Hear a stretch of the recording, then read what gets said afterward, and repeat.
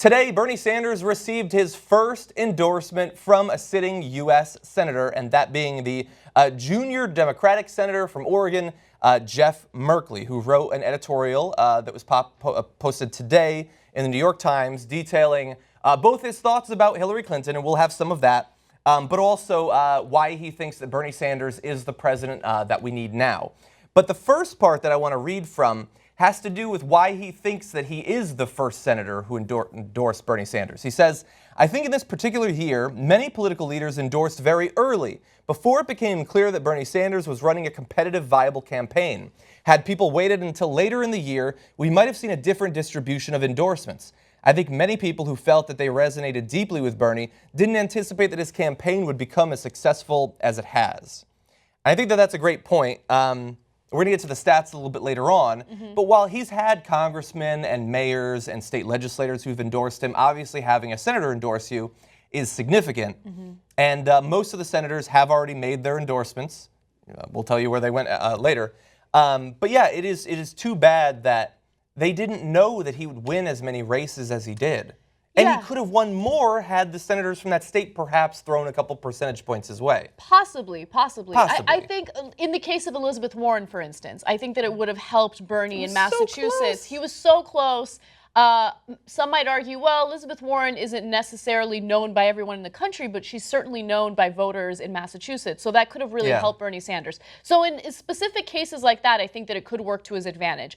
But on the contrary, I think that it works in Bernie Sanders' favor to not have a bunch of members of Congress coming out in support of him, because all those members of Congress typically represent the establishment and are willing to play ball with this corrupt political system that we have in place now. So I think that him kind of being disenfranchised by our political system is resonating with his voters, is resonating with the American people, and is working to his advantage. That's just my hypothesis behind it. I have no data backing it up, okay? But that's just the way I kind of see it. I think that that's generally right, and there's certainly a lot of senators that I don't have any interest in whether they support him or not. But there are some, including, by the way, Jeff Merkley. He's a second-term senator, and I read extensively about his record, and he agrees with Bernie Sanders on a lot of things. Like he's strongly in favor of campaign finance reform, investment in alternative energy. He's big on workers' rights, believes in climate change. Like all of the issues that Bernie Sanders talks about,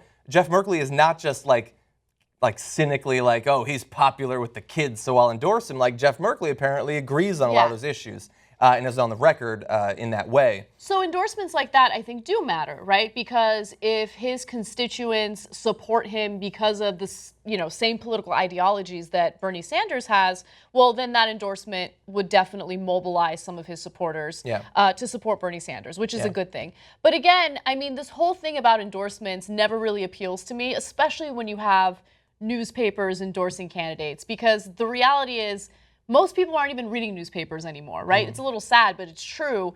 And people aren't as interested in newspaper endorsements. They're interested in the policy ideas. The mainstream media thinks people aren't interested in policy ideas, but they certainly are. I wish there was a little more focus on that so people could be informed voters, as opposed to so much focus on who's endorsing who. Who's endorsing whom, I should say. Like, what does that help? Yeah, which is one of the reasons that we have not endorsed anyone. Maybe. So look, there's a risk to doing this as well for Jeff Merkley. Right now, there's a greater chance that Hillary Clinton will still win. There's that very real chance. And that could hurt him if she were to become president, if he was speaking out against her. So he did try to be diplomatic in his editorial, both about her and about President Clinton. He said she would be a strong and capable president. But he gives a lot of good reasons for why he supports Bernie Sanders, regardless of how strong and capable she would be. He says, as we look forward towards the next administration, there was far more work to do. We need urgency. We need big ideas. We need to rethink the status quo. I think he stole that from Bernie Sanders' speech. He went on to laud Sanders for boldly and fiercely addressing the biggest challenges facing our country. Here are some of the specifics that went into that. He cited the senator's opposition to international trade deals and calls to action to address global warming and reform campaign finance as reasons for his endorsement. By the way, so this is the first senator to endorse Bernie Sanders. Of the 44 Democrats in the Senate, 40 have already endorsed Clinton. That's incredible. So unless some start flipping, there's not a lot to join Jeff Merkley, unfortunately. But I want to give you a little bit more from the editorial. And as economic power has become more concentrated, so too has political power. Special interests, aided by their political and judicial allies, have exercised an ever tighter grip on our political system, from the rise of unlimited secret campaign spending to a voter suppression movement, all of the issues that we talk about every day here on the Young Turks. He says, it is not that America is less wealthy than 40 years ago, talking about the way things have changed. Quite the contrary. The problem is that our economy, both by accident and design, has become rigged to make a fortunate few very well off while leaving most Americans struggling to keep up. And that sounds like exactly what Bernie Sanders says. Yeah, I mean, hopefully he'll keep saying that stuff. He's on the right side, and it's no surprise that the establishment has supported the establishment candidate. So for anyone who is a Hillary Clinton supporter and you're befuddled by any notion or any claim that Hillary Clinton is the establishment candidate, well, just look at her supporters, look at her voters, and just take a look at what her policy ideas are. Because in reality, if you look at those policies, you will see that she's fighting for incremental change, whether it be with minimum wage, where she doesn't want to fight for $15 an hour, a living wage in a lot of big cities. She wants $12 an hour, or whether it be addressing student loan debt. She's really not doing much that's different from the current system we have in place now, and we've talked about that in other videos. Also, final thing that I want to say about this that could be deemed irrelevant, but I still want to share it. So this senator is from Oregon. Does Oregon do anything wrong? Like, I love Oregon. What do they do wrong? My inclination is to say, and feel free to correct us, I'm willing to be wrong, I think that their gun laws are not as liberal as you would imagine. No, I know because of how that. much the area is rural.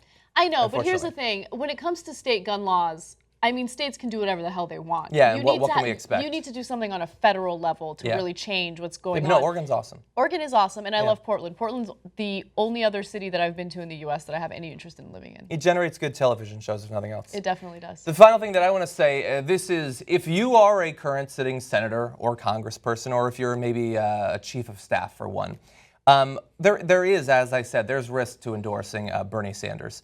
But you should do it anyway. You should do it because if you care enough to run as a lib in America, you know that you agree with him. You might think Hillary Clinton, more pragmatic or whatever. You listened to Anderson Cooper say that and you found it to be convincing, but you know that you agree with him.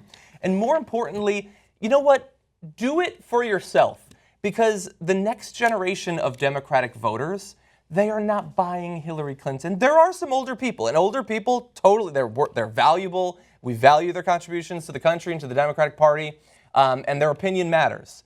But as you go down in the generations, man, people are not buying her. And those are the people who are going to be electing congressmen and senators for the next 20, 30, 40 years. You should start to think about that. The winds are changing, and it's going to be interesting to see who rides those winds and who plays catch up for the next couple of decades.